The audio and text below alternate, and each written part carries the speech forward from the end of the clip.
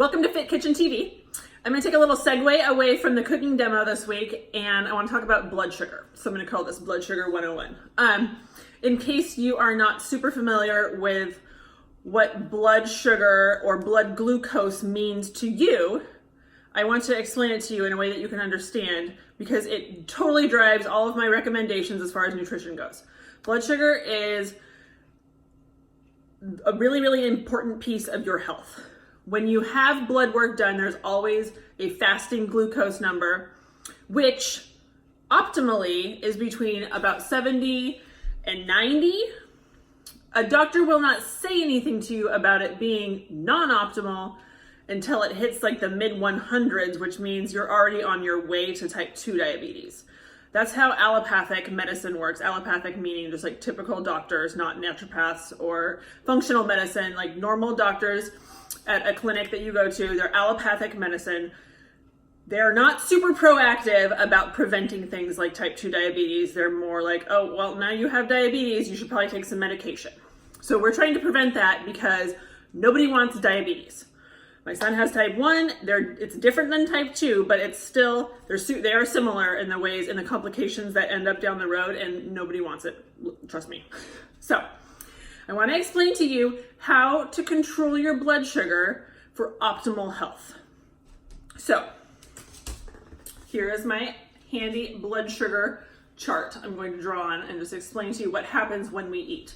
So when we wake up in the morning, our fasting blood sugar ideally is between about 70 and 90.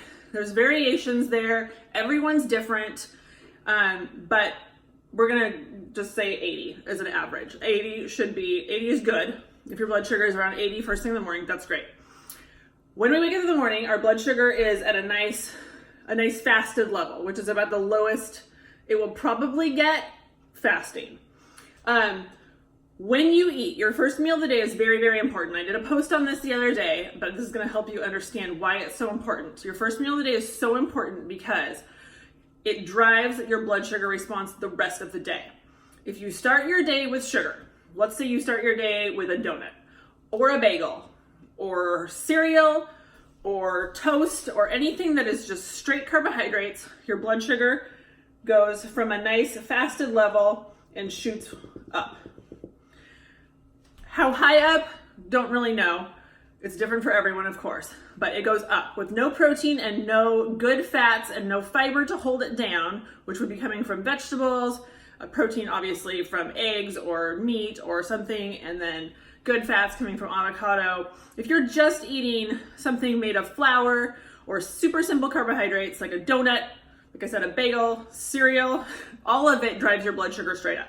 There's nothing to keep it stable. So it's gonna go straight up, and when your blood sugar goes up, your body sees that your blood sugar in your blood is too high, and so it releases insulin to bring it down. So for my son, we have to give him insulin externally.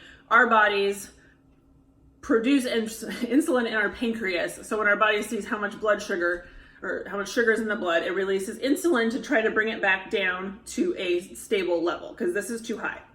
So it brings it down. And typically, if you're eating super simple carbohydrate breakfast, your blood sugar goes up really fast and then your body dumps it down really fast because there's no stabilization from protein or good healthy fat. So when this happens, let's say you eat breakfast at 8, by 10, you're starving. You're looking for more sugar. You're looking for a coffee drink. You're looking for something to like keep you awake because you're starving. Typically, people will have a snack or something here. And if it's another, like a granola bar or something else, simple carbs, it's just gonna do exactly the same thing, and this is gonna happen all day long. So you've got lunch, you've got a sandwich with a lot of bread or something. It's gonna shoot it up, bring it back down. This is your mid-afternoon slump. You go home and you eat something for dinner with a lot of carbs, and you've got this up and down thing going all day long. When this happens, the reason this is a problem is because A, you're tired, which sucks to be tired. B, you're craving sugar, which sucks to be craving sugar, and it's really hard when this is happening to make a good decision and not eat something sugary. Your body's basically screaming for sugar because it's so unstable. I'll show you what was gonna happen if you were to eat a really blood sugar stabilizing breakfast, which is what I do when I choose my foods every day. Almost every single time I eat, I choose something that I know is going to stabilize my blood sugar. So if you think about it like that, instead of like, what will help me lose weight? If you think about it as what will nourish my body and stabilize my blood sugar at the same time, it's a paradigm shift that allows you to make a better choice out of care for your body instead of like deprivation because you feel like you shouldn't be eating very many calories. So let's talk about if we were to start our day. I think maybe you've seen my posts. I do kind of like 2 or 3 scrambled eggs with some avocado and then a piece of that, the squirrel bread, the life-changing bread. It's not super high carbs, there's a lot of nuts and seeds in it. It's very high fiber, definitely slows down any blood sugar spike that would even come from that bread because there is oats in it.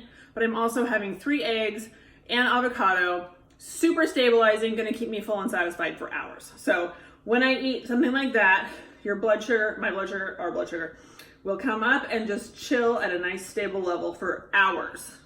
We're talking like 3 to 4 or 5 hours. You shouldn't need a snack in between your meals. If you're eating a satisfying meal, that stabilizes your blood sugar. Your blood sugar should not drop down enough that you feel super hungry and need a snack.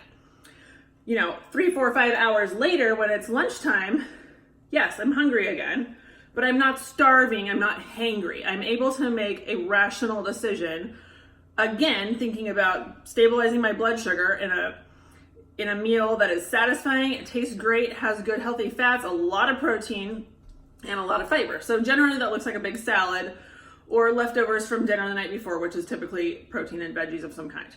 So then I'm gonna eat that. Blood sugar will probably come up a little bit and just like chill and just kind of just do this. Then later in the evening, I will do the same thing. More protein, more veggies, more fiber, more fat, keeping my blood sugar levels stable all night long. This is ideal because you don't have that like tired, lethargic feeling all day long, and the sugar cravings aren't there, which is hugely helpful for probably 99% of us to not be craving sugar all day long. It's a lovely feeling to just feel satisfied and stable and balanced and have good level energy all day long. So this is why I recommend and talk about blood sugar. I'm going to keep talking about it. I'm going to keep recommending things that you can eat, good ways to put foods together so that your blood sugar stays balanced. The up and down spiking thing all day long is a terrible way to live.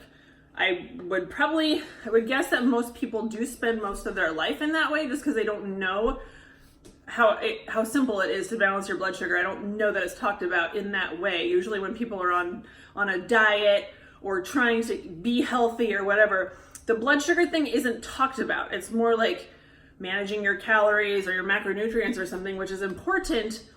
But if you're eating like the same number of calories in like a brownie as you are of like salmon and broccoli, your blood sugar levels are going to be completely different, which causes a completely different response in your body.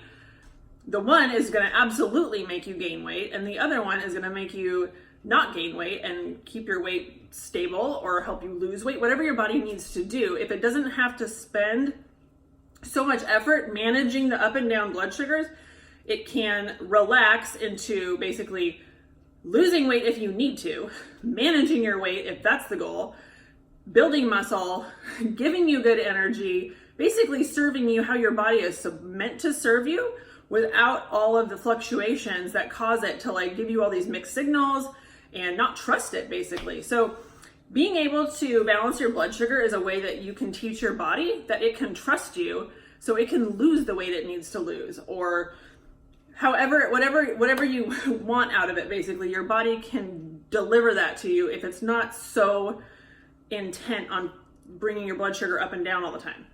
So please ask any questions if you have any. I'm super happy to explain any of this to you.